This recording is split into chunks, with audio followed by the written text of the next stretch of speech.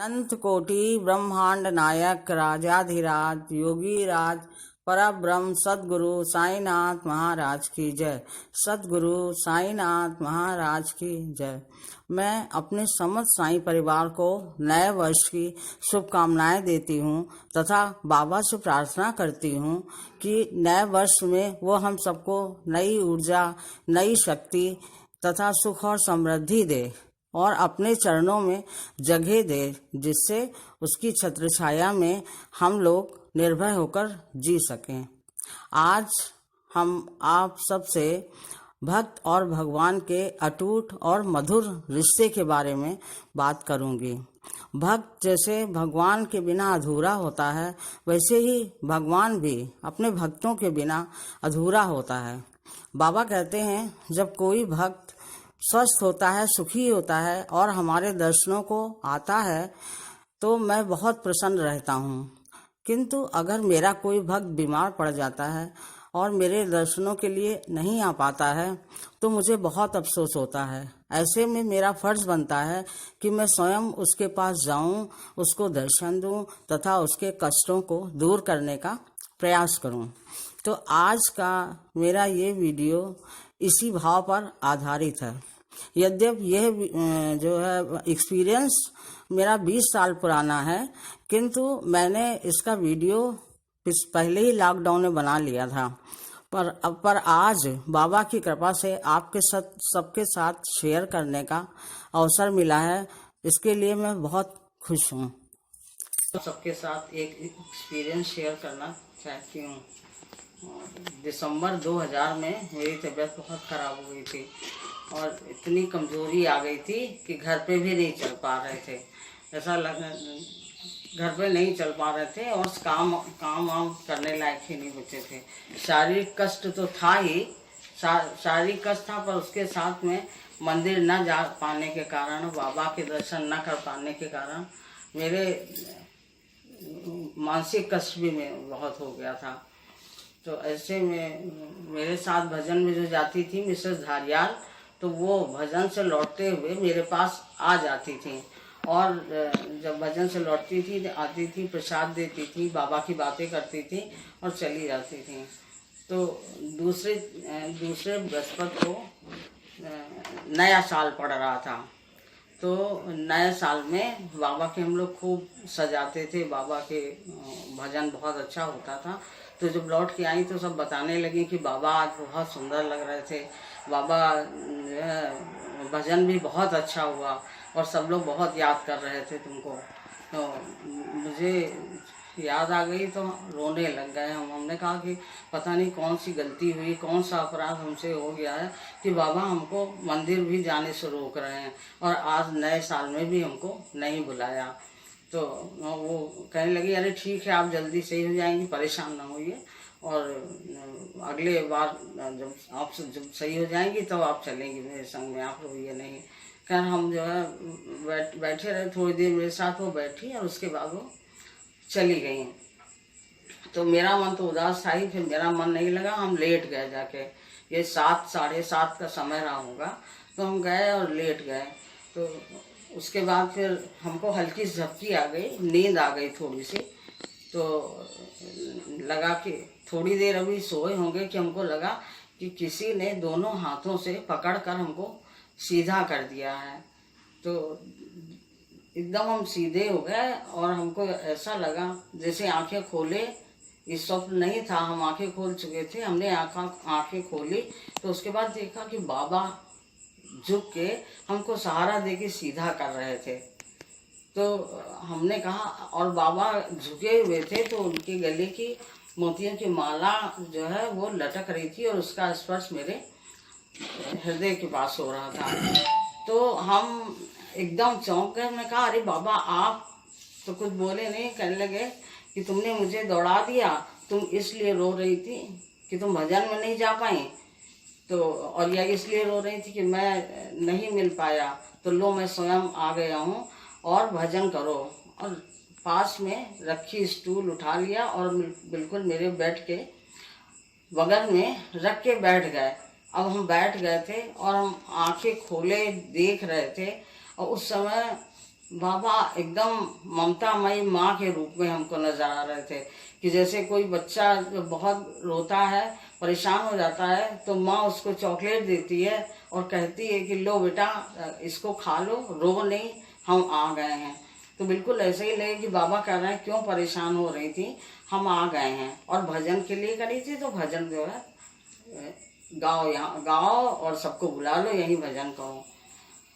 और उसके बाद हम अपनी आंखें मल रहे हैं, देख रहे हैं, तो अचानक से हमको लगा अरे स्टूल तो खाली है, बाबा तो है नहीं।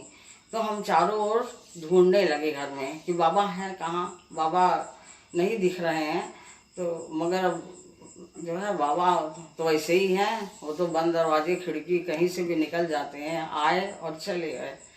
मगर हम आके बैठ गए और सोचने लगे कि अरे जिस बीमारी को हम सोच रहे थे कि मेरा अभिशाप है, वो तो मेरे लिए वरदान बन गया। अगर हम इतना ना बीमार होते, हम मंदिर जा रहे होते, तो क्या बाबा हमारे पास आते मिलने, या कहते कि हाँ यहाँ भजन गाओ। तो ये सब सोच रहे थे और मन में इतना संतोष हो गया था, इतना कि बाबा ने मेरी विनती सुन ली और बाबा आ गए। ये दिव्य और अलौकिक अनुभव था, जिसका मैं अभी महसूस कर रही थी, उसका स्पर्श मैं अभी भी महसूस कर रही थी। तो अब एक चमत्कार और ये हुआ कि हमको पता ही नहीं लगा कि हमको अंदर से कितनी ताकत अचानक आ गई है। रात में लेटे तो आराम से नींद आई, सुबह उठे, सुबह उठने के बाद हमने खुद अपने कपड़े धुले, नहाया, पूजा करी बाबा की और चाय बनाई सबकी। ऐसे तो अपनी चाय भी नहीं बना पाते थे, मगर चाय बनाई और उसके बाद दिन में थोड़ा टहले, फिर नहीं लेटे उस दिन। दूसरे तीसरे दिन से हम धीरे धीरे खाना भी बनाने लगे, सारे काम करने लगे। फिर दूसरा जब बृहस्पति आया, तब तक हम इतने ठीक हो गए थे कि हम मंदिर जाने लायक हो गए थे।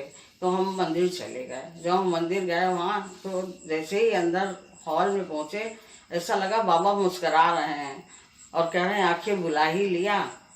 बस इतना करा तो हमको लगा कि बस अब बाबा आपकी जो मर्जी थी आपने किया, मगर हमको आनंद बहुत आया ये सब उसमें।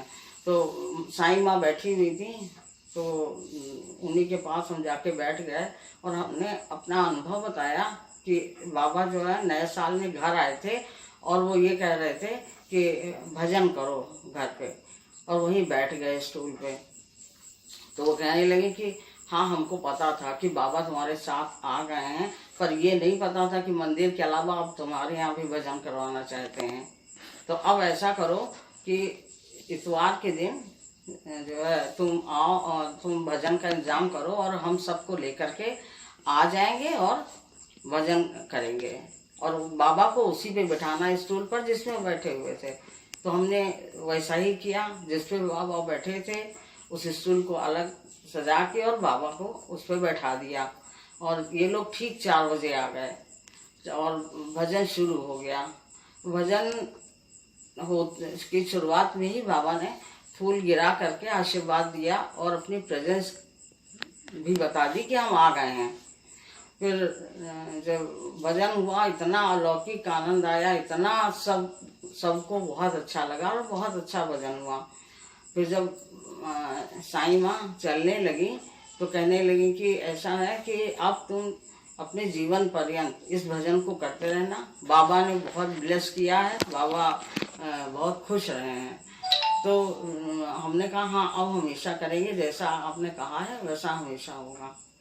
तो अब मैं आपको वो साईं माँ से मिलाना चाहती हूँ जिनके सानिध्य में हमने इतना कुछ सीखा और यहाँ तक हम पहुँचे कि बाबा से हमारा संपर्क हो सका।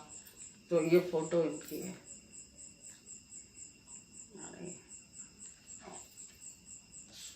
और ये पूजा करती हुई साईं माँ।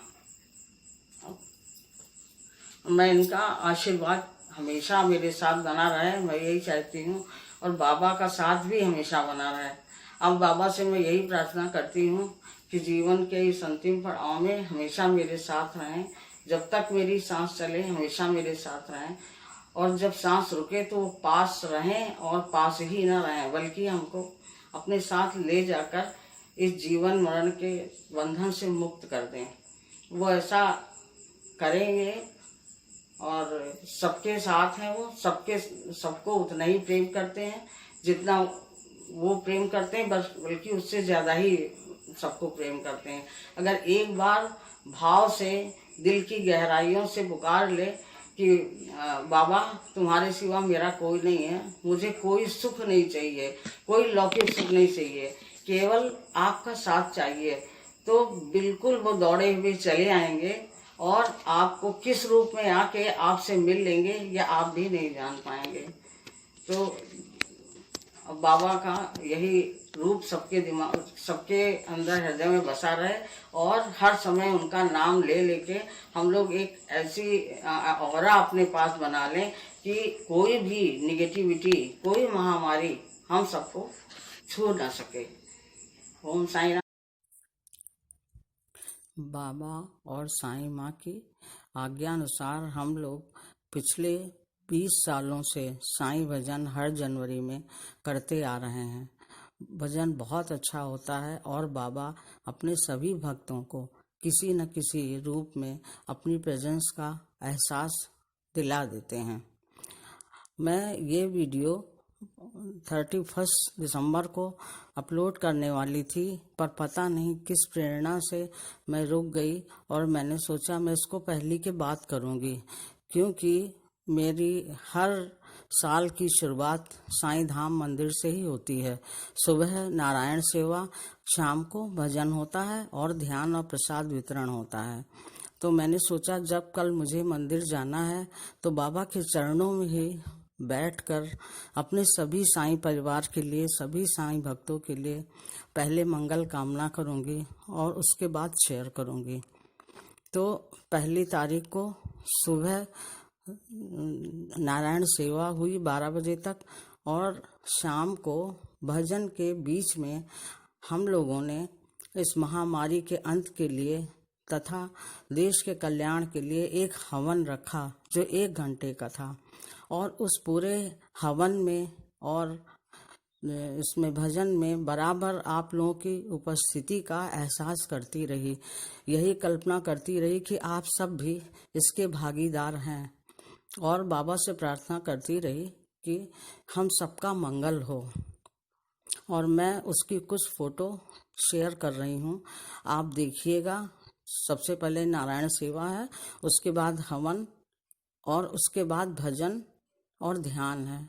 आप सब भी उस फोटो को देखकर कल्पना कीजिएगा कि हम अपनी आहुतियाँ दे रहे हैं और क्या भजन में ध्यान कर रहे हैं, बाबा से आशीर्वाद ले रहे हैं। बस इतना ही। ओम साईं राम। सद्गुरु साईनाथाय नमः।